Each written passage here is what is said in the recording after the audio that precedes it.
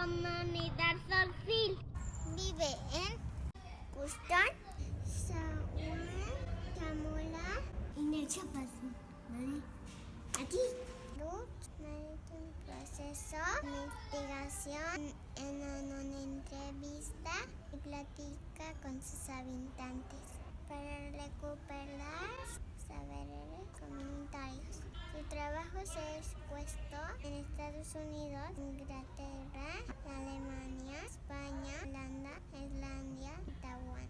Es considerada la delegación indígena de Filipinas. En 1993, con 17 años, empezó a trabajar con la serie Creencias. Consta de 50 fotografías en blanco y negro, acompañadas de sendos textos en fósil y español.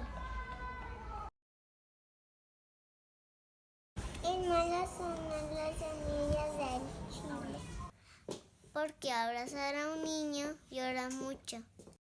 Narrando en sueños.